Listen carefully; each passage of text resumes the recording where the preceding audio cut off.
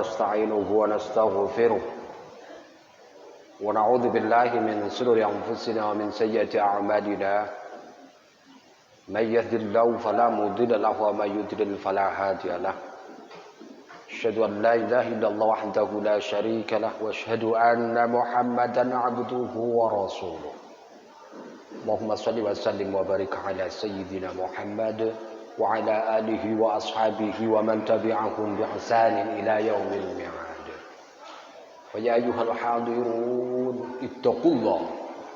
اتقوا الله حق تقاته ولا تموتن إلا وأنتم مسلمون قال الله تعالى في كتابه الكريم وهو أصدق القائلين أعوذ بالله من الشيطان الرجيم بسم الله الرحمن الرحيم واعتصموا بحبل الله جميعا ولا تفرقوا واذكروا نعمة الله عليكم إذ كنتم أعداء فألف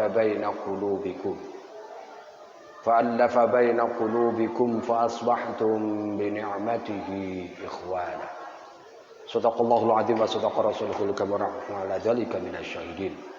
Diri jamaah salat Jumat yang dirahmati Allah pada kesempatan Jumat yang mulia ini, pertama-tama dan yang paling utama adalah kita memanjatkan puji syukur kepada Allah Subhanahu wa taala yang telah menganugerahkan nikmat yang begitu besar kepada kita, nikmat sehat baik jasmani maupun rohani kita, nikmat tetapnya iman dan Islam kita. Salawat beserta salam semoga senantiasa tercurahkan kepada baginda Rasul Muhammad sallallahu alaihi wasallam. Mudah-mudahan kita semua yang hadir di masjid ini termasuk dalam kelompok yang akan mendapatkan syafaatul udma, pertolongannya terbesar kelak di yaumil qiyamah. Hadirin adzana wa iyyakumullah. Allah memerintahkan kepada kita melalui Rasulullah itu agar senantiasa wa'tasimu, berpegang teguh wa'tasimu bihablillah, berpegang teguhlah kalian di jalan Allah dengan tali Allah dan jangan berpecah belah.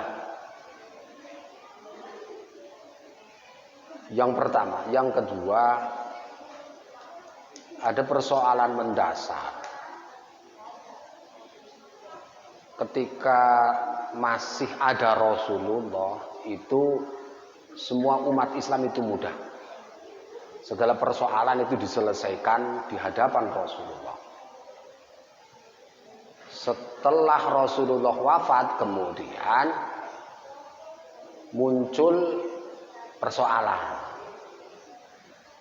Namun demikian hadirin hadana wa yakumullah, para sahabat itu sadar betul bahwa dalam memahami agama itu harus selalu merujuk ke Rasulullah.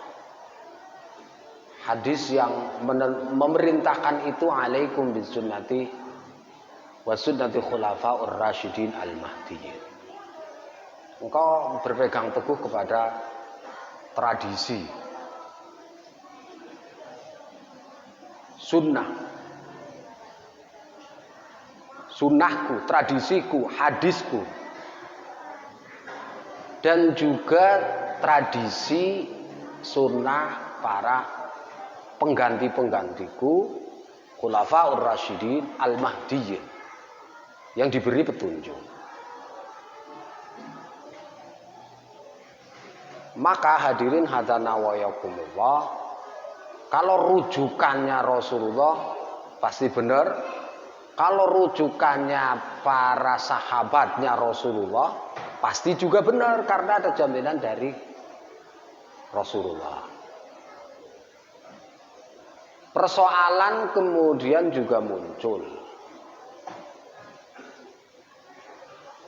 Ada perintah, ada jaminan dari Rasulullah, ada juga perintah dari Al-Quran. Pertama, Al-Quran itu memerintahkan kepada kita, ya ayyuhalladzina amanu ati'ullaha wa ati'ur rasul. Wahai orang-orang yang beriman, taatlah engkau kepada Allah dan juga taat kepada Rasul. Taat kepada Allah berarti kita merujuk kepada setiap persoalan hidup ini itu merujuk kepada Al-Quran. Taat kepada Rasul berarti merujuk kepada sunnah, hadis-hadis Rasul. Ati'ullah wa ati'ur Rasul wa ulil amri minkum. Dan juga kalian taat kepada ulil amri di antara kalian semua. Siapa ulil amri? Banyak persepsi tentang itu, tetapi yang paling pokok namanya ulil amri secara definisi adalah orang-orang yang mengurusi persoalan-persoalan hidupmu. Kamu butuh apa dalam kehidupan ini? Butuh ketertiban. Siapa yang ngurus ketertiban? Misalnya, maka yang ngurus ketertiban di antara kalian itulah yang disebut ulil amri. Kalian butuh aturan apa? Saya pembisnis. Yang ngatur bisnis siapa? Yang ngatur bisnis itulah ulil amri. Kemudian kita butuh kedamaian, ketentraman kalau ada persengketaan. Siapa yang ngurus? Itulah ulil amri. Sederhananya demikian. Kemudian wa in tanaza'tum fi syai'in farudduhu ilallah war rasul. Ini mulai ada persoalan di sini. Kalau ada persengketaan, ada perselisihan, ada persoalan, maka kalian kembalikan lagi kepada Allah dan Rasulnya. Pertanyaannya, bagaimana caranya mengembalikan persoalan itu kepada Allah dan Rasul? Ya, fas'alu ahla dzikri, tanya kepada ahlinya. Kalau yang bukan ahlinya nanti repot, jadi malpraktek. Intinya demikian. Hadirin hadana wa yakumullah. Al-Quran wahyu itu telah selesai. Sudah tidak turun lagi. Malaikat Jibril sudah tidak menurunkan wahyu lagi. Hadis sudah tidak diproduksi lagi karena Rasulullah sudah wafat. Tetapi persoalan umat manusia, sosiokultural umat manusia itu terus berkembang. Sekarang kita masuk di revolusi komunikasi, perkembangannya luar biasa. Per detik, per menit, per minggu kita terus disodori perubahan-perubahan. Kita kadang gamang.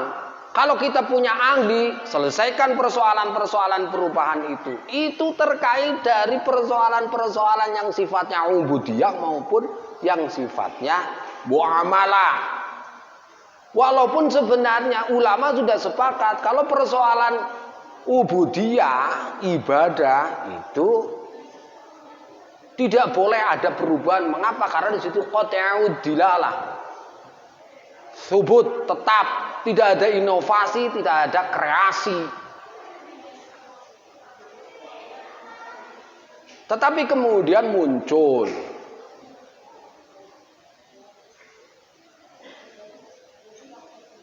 dalam persoalan haji saja, hanya menerbitkan ini ada situs haji yang demikian. Kita di sini ributnya luar biasa. Dikira kita mau haji melalui internet misalnya.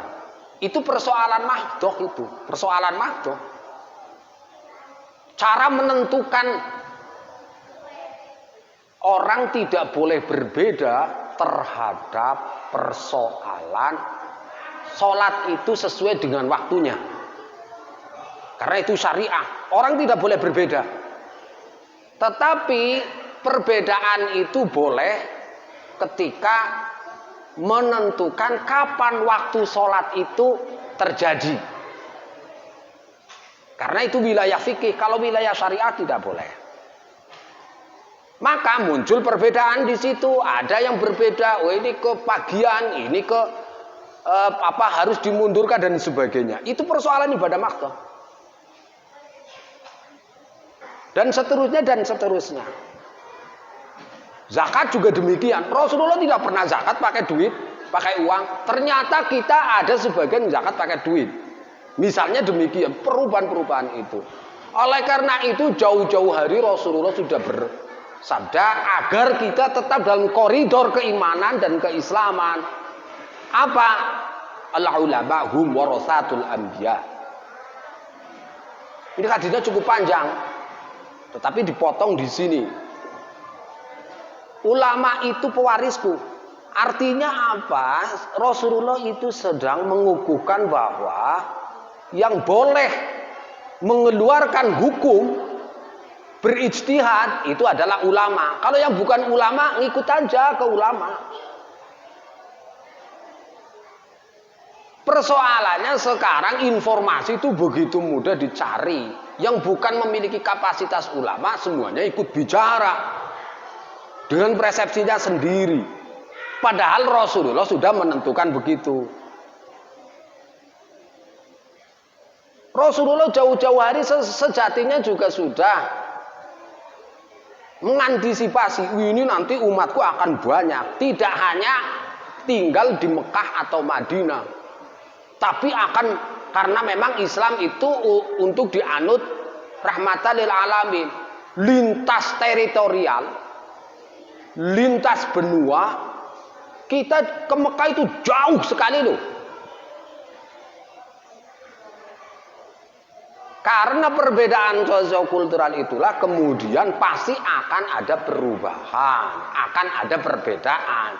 Rasulullah jauh-jauh hari malah melalui hadisnya itu udah deh, kalau yang orang-orang yang sibuk, awam, tidak punya kesempatan untuk menuntut ilmu secara serius dan sebagainya, maka alaikum bisawadil a'dha.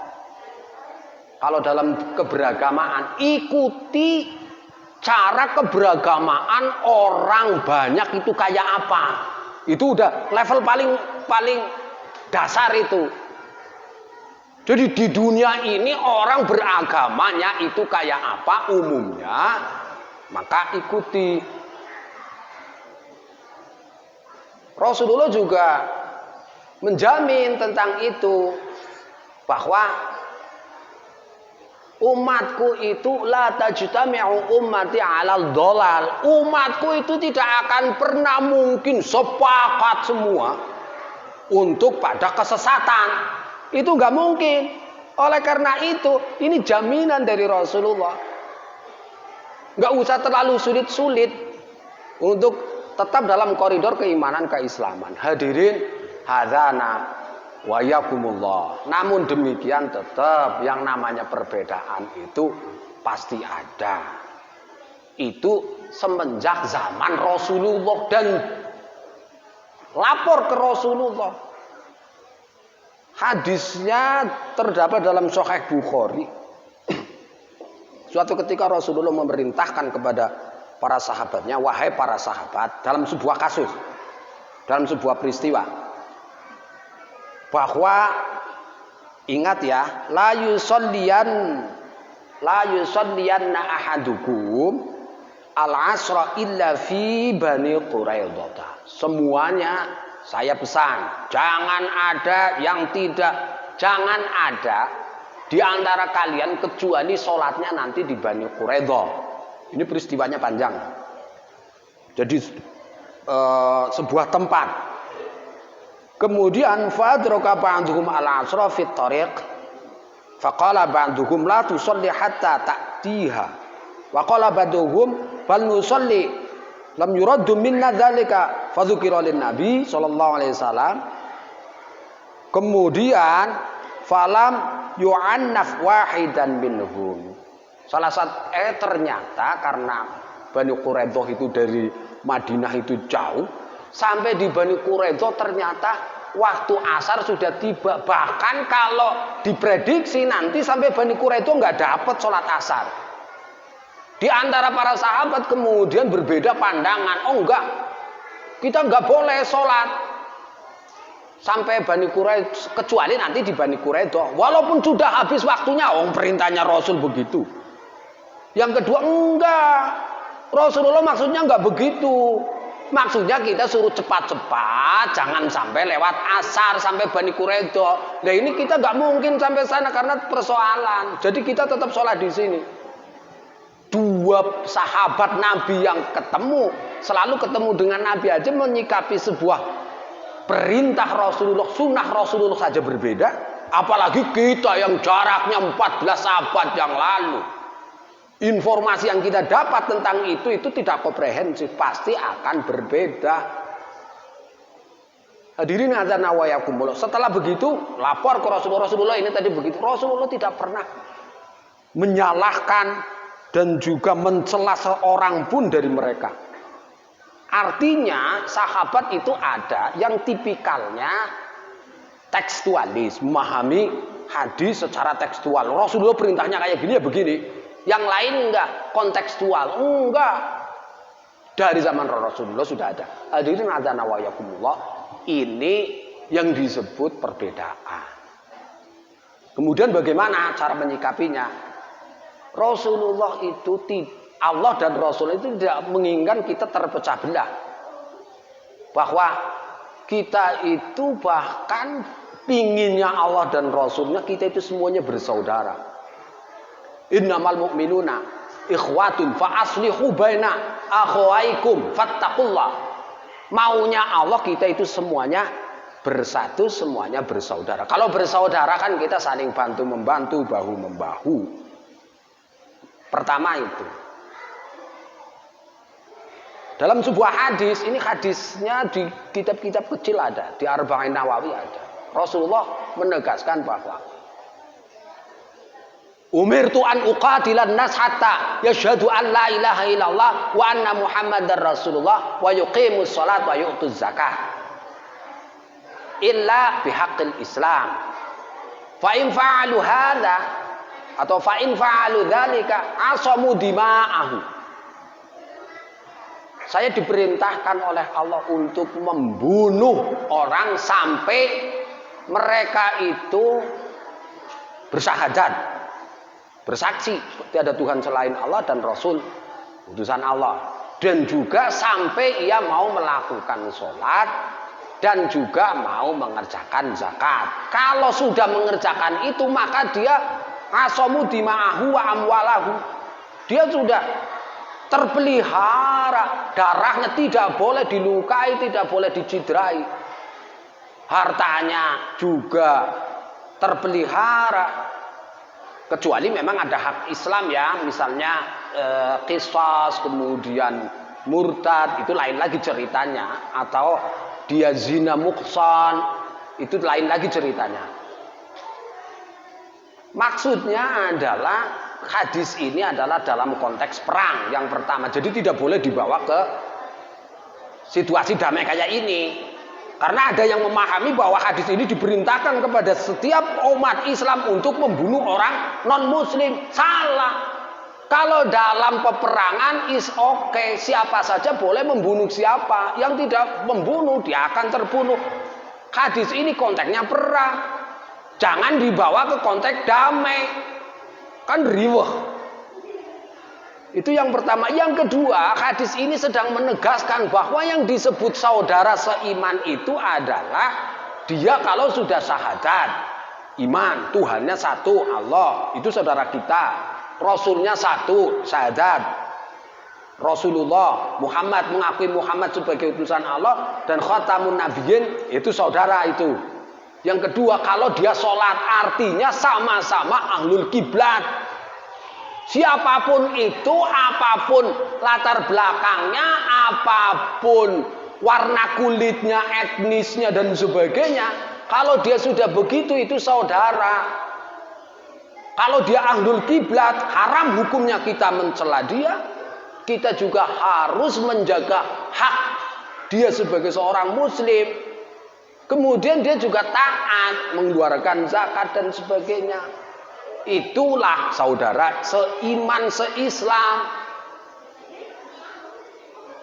Maka ketika itu kita diperintahkan untuk tabassumuka fi wajhi akhika laka shadaqah. Kata Rasulullah, kita kalau menampakkan wajah yang ceria senyum kepada saudara kita itu sedekah. Ini berbeda ya dengan orang-orang Rusia. Orang-orang Rusia, saya punya teman kuliah di UIN itu orang Rusia, nggak pernah senyum. Ternyata menurut orang Rusia itu kalau ketemu orang nggak boleh senyum. Beda dengan kita dengan konsep Islam. Mengapa? Karena menurut orang Rusia itu kalau senyum itu menunjukkan kelemahan. Maka kita harus tegas, nggak boleh senyum kepada orang. Tapi kalau Islam nggak, tabassum muka fi wajhika kala sadaqah. Welcome. Kalau kita sesama muslim, wa imatatukal adha 'anit thariq laka sadaqah. Kemudian membantu, meringankan beban sedekah dan seterusnya. Hadirin hadzana wa iyyakumullah. Kemudian hakul muslim 'alal muslim khamsatun, kalau dia sakit kita tengokin, terus kita doakan kalau bersin. Nggak ada aturan yang sedemikian detail dan sedemikian bagus etika dalam Islam. Nah, kita semua itu kalau kriterianya begitu, itu muslim. Hadirin hadzana wa iyyakumullah. Kemudian perbedaan itu adalah sesuatu yang sunnatullah. Sunnatullah artinya apa? Sebuah keniscayaan. Mengapa?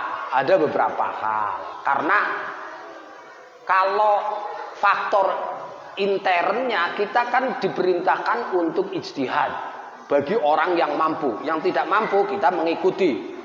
Dalam proses ijtihad itu ada teks, ada ayat. Dalam ayat itu ada yang disebut qat'iyud dilalah, dhoniyud dilalah. Ada yang qat'i, ada yang dhoni, ada yang mukam, ada yang mutasyabih. Kemudian ada yang mutlak, ada yang muqayyad. Kemudian ada yang karakter itu majazi, hakiki dan sebagainya. Itu kalau tahu silakan kalian ijtihad. Kalau nggak tahu ngikut saja. Karena ruwet. Itu faktor internal. Faktor eksternal ada perbedaan geografis, perbedaan tempat, perbedaan latar belakang, perbedaan zaman dan sebagainya. Itulah yang kemudian menjadikan perbedaan. Tetapi perbedaan itu tidak, Allah dan Rasul itu tidak menginginkan kita itu saling bertengkar. Tetap kita dalam persaudaraan atas dasar iman. Wallah. Barakallahu wa lakum fil Qur'anil azim wa nafa'ani wa yakum bima fihi minal ayati wa dzikril hakim wa taqabbala minni wa minkum tilawatahu innahu huwal ghafurur rahim wa rabbil fir warham wa anta khairur rahimin.